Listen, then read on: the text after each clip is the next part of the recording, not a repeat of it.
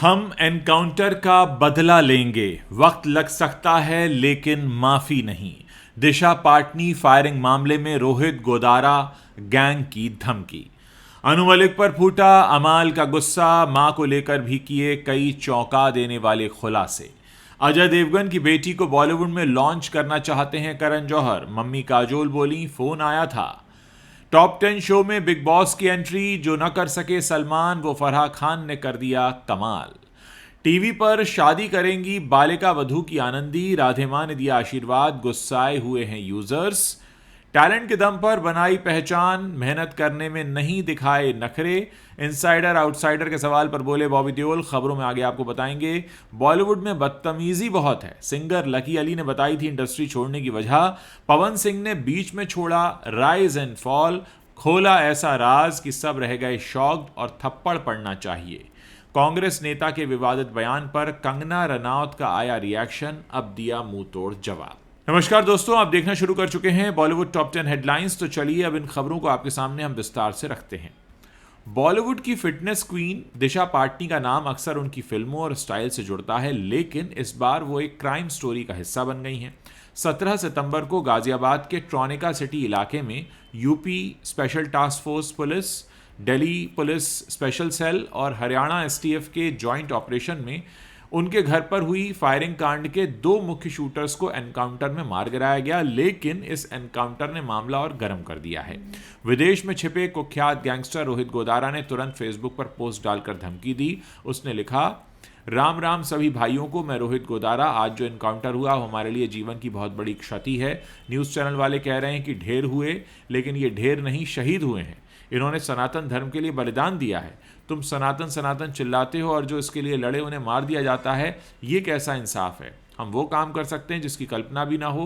कोई कितना भी पावरफुल हो, अब माफ़ी नहीं मिलेगी। वक्त लग सकता है लेकिन बदला ज़रूर लेंगे। गोदारा ने इसे सनातन धर्म के खिलाफ साजिश बताया। पुलिस सूत्रों के मुताबिक फायरिंग का मोटिव दिशा की बहन खुशबू पाटनी के सोशल मीडिया पर प्रेमानंद जी महाराज और अनिरुद्धाचार्य महाराज जैसे संतों के खिलाफ की गई टिप्पणियों से जुड़ा हुआ है।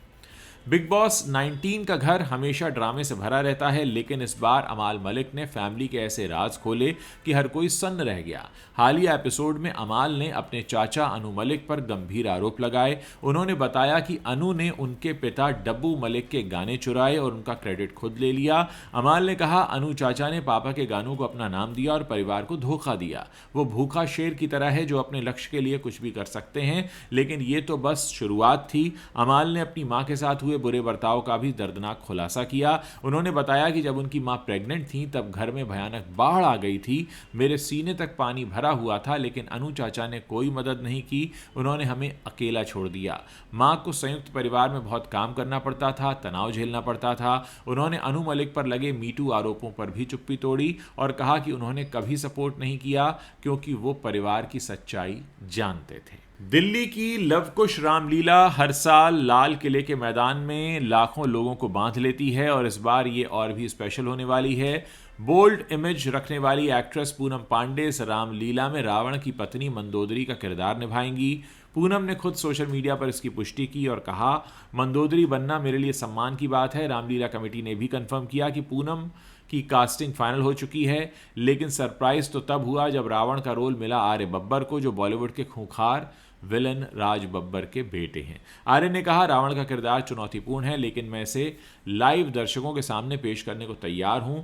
लवकुश रामलीला हमेशा से ही स्टार्स को आकर्षित करती रही है और इस बार भी ये दिल्ली का सबसे बड़ा सांस्कृतिक इवेंट बनेगी। तैयारियां जोरों पर हैं और फैंस इसे देखने के लिए बेताब हैं। करण जौहर की नज़र अब अजय देवगन और काजोल की बेटी न्यासा देवगन पर है। हाल ही में शुभांकर मिश्रा के पॉडकास्ट में काजोल ने इसकी पुष्टि की। जब उनसे पूछा गया कि क्या करण जौहर जैसे दोस्तों ने न्यासा को लॉन्च करने के लिए उनसे कांटेक्ट किया है, तो काजोल ने हंसते हुए कहा, 1-2 फ़ोन आए हैं, लेकिन न्यासा अभी फिल्मों में इंटरेस्टेड नहीं है। अगर वो चाहेगी तो खुद फैसला लेगी। अजय देवगन ने भी कहा कि न्यासा अभी पढ़ाई पर फोकस कर रही है और बॉलीवुड में आने का उसका कोई प्लान नहीं है।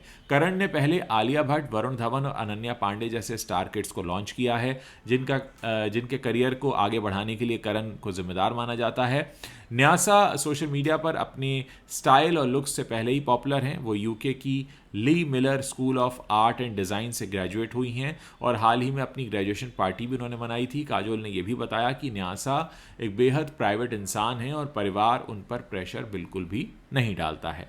सलमान खान का शो बिग बॉस 19 शुरू से ही ड्रामे से भरपूर रहा है, लेकिन टीआरपी चार्ट में लगातार पिछड़ रहा था, पर इस हफ्ते कमाल हो गया। बिग बॉस शो टॉप 10 में 9th नंबर पर एंटर हो गया है और इसका क्रेडिट दिया जा रहा है फराह खान को, जिन्होंने वीकेंड का वॉर होस्ट किया। सलमान व्यस्त हैं और इस वजह से फराह ने चार्ज संभाला और उन्होंने कॉन्टेस्टेंट्स को ऐसे फटकारा कि दर्शक टीवी से चिपक गए।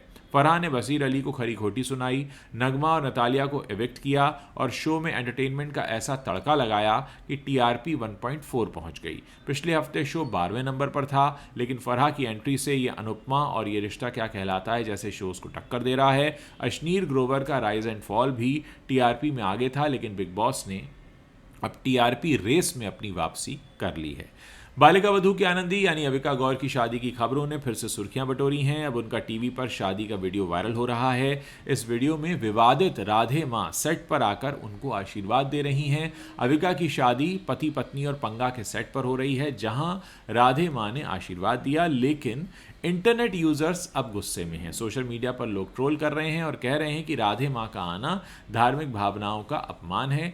एक इंटरनेट यूजर ने लिखा, ये टीवी पर क्या ड्रामा चल रहा है, राधे मां को क्यों घसीट रहे हो। अब तक कई सेलिब्रिटीज टीवी पर शादी करके अपने फैंस को उनकी खुशियों में शरीक कर चुके हैं। अब इस लिस्ट में अविका गौर का नाम भी शामिल हो गया है। अविका ने अपने करियर की शुरुआत कलर्स टीवी के शो बालिका वधू से की थी, इसीलिए वो शादी भी कलर्स टीवी के सेट पर ही करना चाहती हैं। उनकी शादी की रस्में शुरू हो चुकी हैं। बॉबी देओल ने नेपोटिज्म डिबेट पर साफ बात कही है, टैलेंट और मेहनत ही असली कुंजी है। आर्यन खान की series the bats of Bollywood में काम करते हुए बॉबी ने हिंदुस्तान टाइम्स को एक इंटरव्यू दिया, जिसमें उन्होंने कहा, इनसाइडर आउटसाइडर बहस आसान है, एक्सक्यूज बनाना आसान होता है जब चीजें हासिल ना हो। मेरे पिता धर्मेंद्र आउटसाइडर थे, मैं जानता हूं दोनों तरफ कैसा लगता है, सबके सपने होते हैं, लेकिन बिकना और टिकना टैलेंट पर है। मैंने नखरे नहीं दिखाए, कड़ी मेहनत की। बॉबी ने अपने स्ट्रगल को शेयर किया और शराब की लत से जूझने के बाद आश्रम सीरीज से कमबैक किया। उन्होंने आर्यन खान की तारीफ की। आर्यन फेयरलेस हैं और उनके लिए शाहरुख की छाया से निकलना आसान नहीं है। ओ सनम और नहीं रुकेगा कभी जैसे गानों से दिल जीतने वाले लकी अली ने बॉलीवुड छोड़ने की वजह बताई है। उन्होंने कहा कि उनका इंडस्ट्री छोड़ने का सबसे बड़ा कारण है इंडस्ट्री में बदतमीजी होना।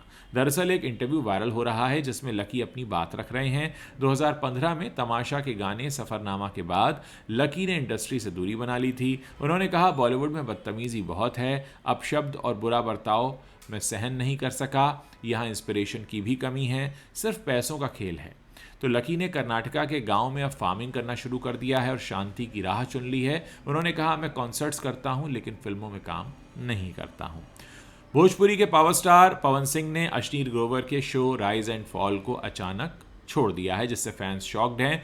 पवन ने कहा, मैं कॉन्टेस्टेंट नहीं था, बस थोड़े समय के लिए गेस्ट था, अब मेरा परिवार आया है और मुझे ले गया है। शो में पवन की एंट्री से टीआरपी आसमान छू रही थी। उन्होंने अपनी शादी और पहली पत्नी से डिवोर्स और एक्स गर्लफ्रेंड अक्षरा सिंह के अफेयर तक का खुलासा किया। पवन शो में भावुक भी हो गए थे। उन्होंने कहा था, पहली पत्नी मेरी दुनिया थी, उसे खोने से सब उजड़ गया। पवन ने धनश्री वर्मा से बात में अक्षरा का नाम लिया, जो सुर्खियां बन गया। शो एमएक्स प्लेयर पर चल रहा है, लेकिन पवन की विदाई से झटका लगा है। फैंस निराश हैं क्योंकि पवन ने शो को भोजपुरी फ्लेवर दिया था। बीजेपी सांसद कंगना रनौत फिर से विवादों में हैं। तमिलनाडु कांग्रेस के वरिष्ठ नेता केएस अलगिरी ने कहा कि कंगना को उनके बयान के लिए थप्पड़ पड़ना चाहिए, अगर वो तमिलनाडु आए तो मार देना। ये बयान कंगना के किसान आंदोलन वाले कमेंट पर किया गया था और जहां पहले ही कुलविंदर कौर ने उन्हें थप्पड़ मारा था। आलागिरी ने कहा कि कंगना महिला कार्यकर्ताओं को 100 रुपये देकर प्रदर्शन करवाती हैं। कंगना ने भी इस पर मुंहतोड़ जवाब दिया है और कहा कि हमें कोई रोक नहीं सकता, भारत में हम कहीं भी जा सकते हैं, लोग हम पर प्यार लुटाते हैं, ये बयान सिर्फ राजनीति नहीं है। कंगना ने कहा, मैं साउथ में भी जाती रहूंगी। बीजेपी ने आलागिरी के बयान की निंदा की है, जबकि कांग्रेस ने सफाई दी कि ये उनका अपना पर्सनल ओपिनियन है। तो दोस्तों, ये वो 10 बड़ी खबरें हैं जो बॉलीवुड से आती हैं और इंटरनेट पर छाई हुई हैं। अगर आपको ये वीडियो पसंद आ रहा है तो अपने दोस्तों के साथ शेयर कीजिए, और अगर आपने अभी तक हमारे चैनल को सब्सक्राइब नहीं किया है तो आप अभी कर सकते हैं, ताकि जब भी हम कोई नया वीडियो पोस्ट करें उसकी जानकारी आप तक तुरंत पहुँच जाए।